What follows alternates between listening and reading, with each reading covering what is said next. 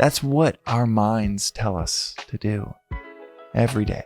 Retreat from conflict, discomfort, pain. But the vast majority of us are wired, beautifully wired for action, for duty, responsibility in the world.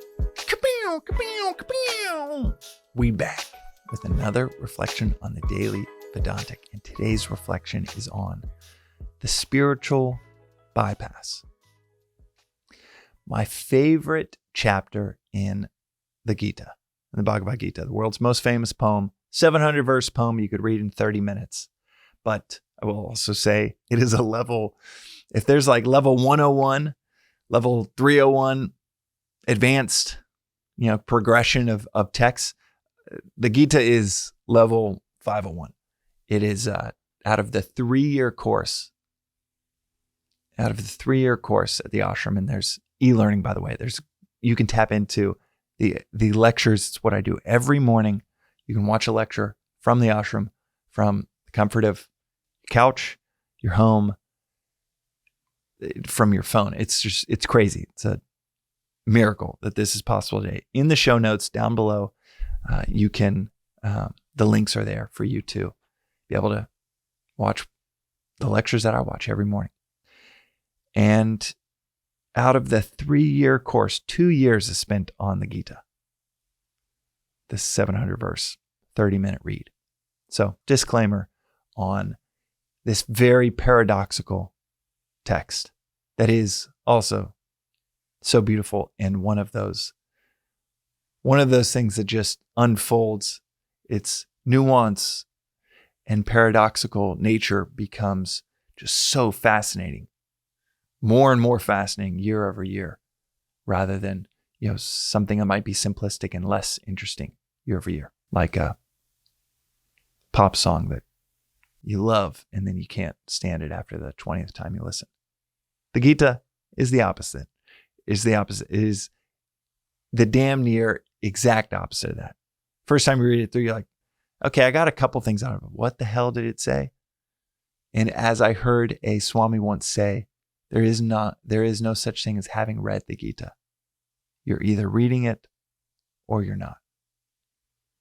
So, all that disclaimer aside, my favorite chapter right now in the Gita is chapter 1, which is usually the throwaway chapter.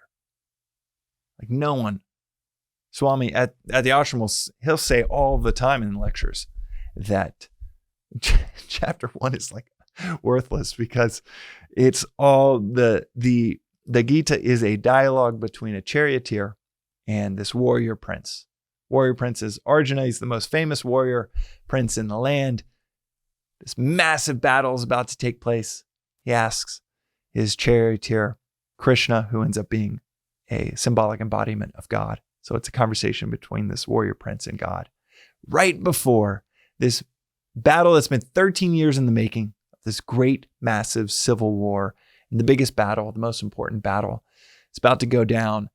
And Arjuna asks Krishna, take him, his charioteer, take me to the middle of the battle, of the battlefield, so that I can survey both sides.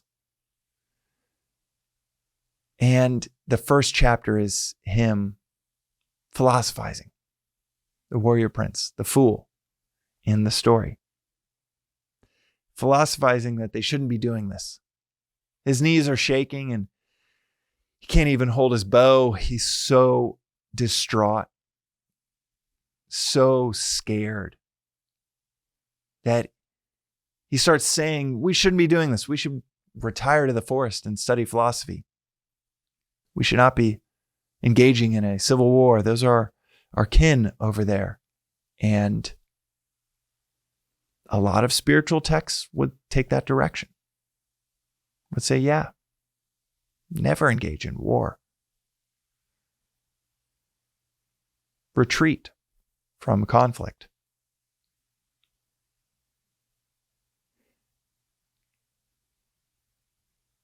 Retreat from conflict.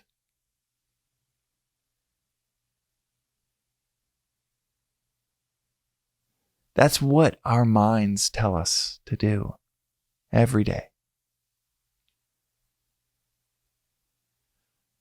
retreat from conflict, discomfort, pain.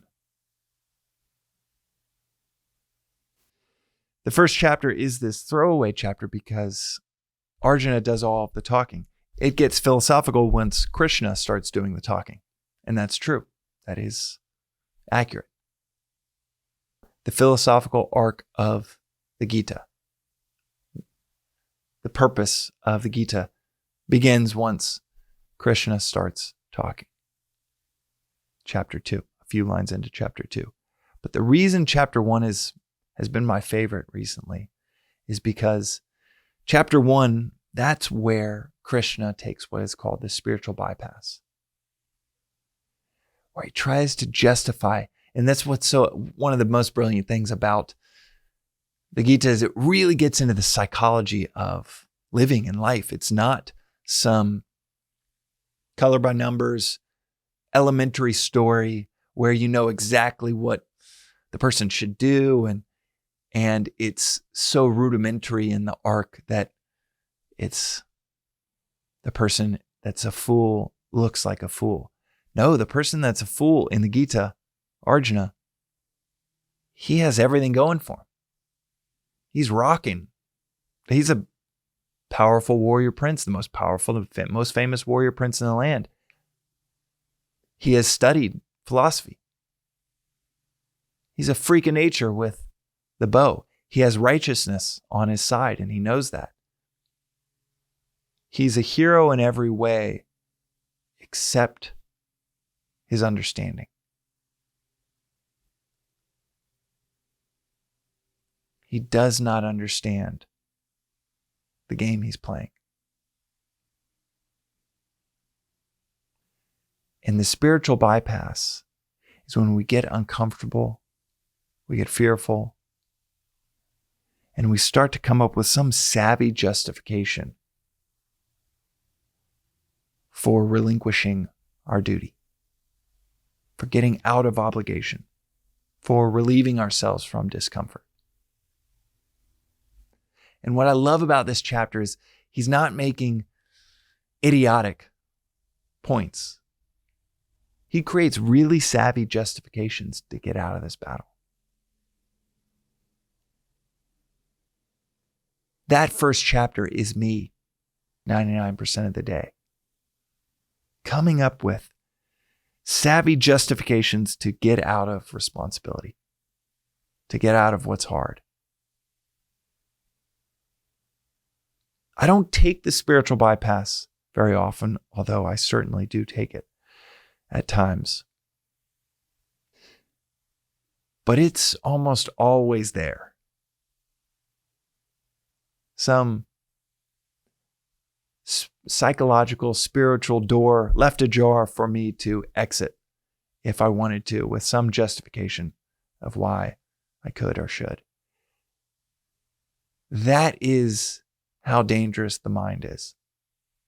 And again, what I love about this chapter is he's using all of his mind. It's not like, I'm scared, we need to go, Krishna. He's saying, these are our kin, our cousins, grandfathers, our uncles. We shouldn't be doing this. We should be practicing nonviolence. Also, we should be studying philosophy, contemplating quietly, going to the forest, getting away from all of this action. And like I said, a lot of spiritual texts would concur,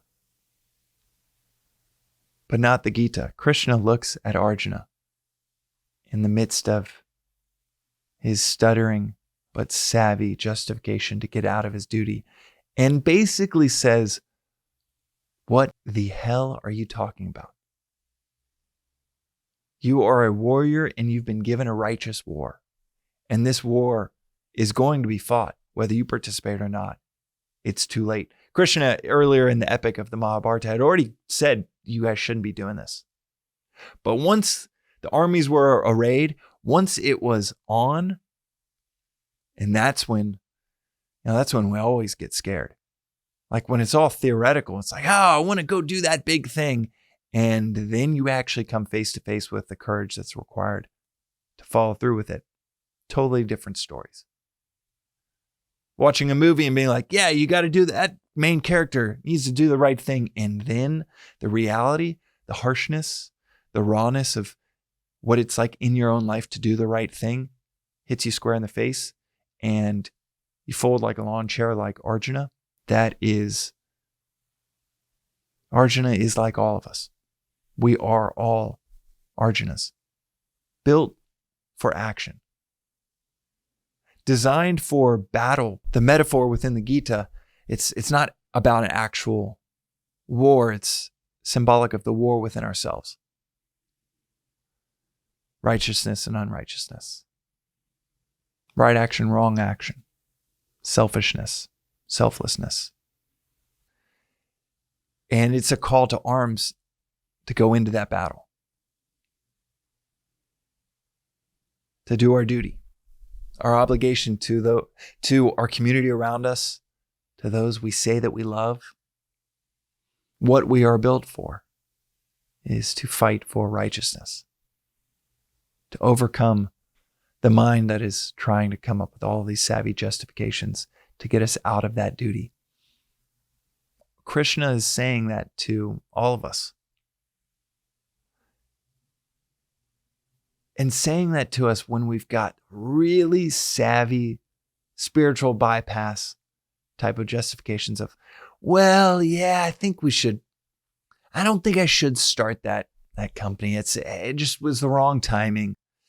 I got this great job offer and that seemed like that was the right thing to do. Oh, I don't think I should have that hard conversation with so-and-so. It would create way too much dysfunction within the team, within our working relationship. Oh, no, I definitely, doing one workout a week is totally fine. That's all I need to do. Oh, let me take it easy in this workout class. I'm already here, I'm kind of doing it right, but let me take it easy because, well, I don't want to overdo it because, I've got to take care of the kids when I get home and I just don't want to be too exhausted. Ram Dass used to say that you can't have it all and keep your little stash too. You either get it all or you get your tiny little finite stash, but you can't have both. If you want it all, you've got to give it all away, including that tiny little stash that is so important to us. The spiritual bypass is the narrative in our heads telling us, no, you can't have it all and you can keep your little stash. Yeah, you should go to the forest and relieve yourself of this discomfort and study philosophy. Yeah, you'll be a philosopher. You'll be a spiritual sage by leaving your obligations. People will respect and revere you because you've gone a sophisticated route instead of getting your hands dirty in an actual obligation, duty, responsibility that might be fraught with displeasure, discomfort, striving, suffering. And yet no one really remembers the philosophers that retired to the forest. That might be someone's wiring. That might be their nature. That might actually be, as Joseph Campbell often said, the treasure you seek is in the cave you least want to enter. That might be the cave that person least wants to enter and they're called to. That does exist. The renunciate that retires to the caves. That does exist. But the vast majority of us are wired, beautifully wired for action, for duty, responsibility in the world. And the desire, the aversion from that duty. And I will go so far as to say the aversion from any duty with some sophisticated argument is the spiritual bypass. It is chapter 1. It's the beginning of the story in which we can take that path and miss out on the development of our souls, the development of ourselves, the development of our communities, winning a war for righteousness, or relinquishing our duty, like Simba in The Lion King, chilling in the jungle while the entire kingdom is run by a tyrant, unrighteousness, and is overcome by death, despair, all for him to chill and play in the jungle and have no worries. That's what's at stake when we abdicate our duties and responsibilities and take the spiritual bypass. That's today's reflection on the Daily Vedantic. We'll see you next time.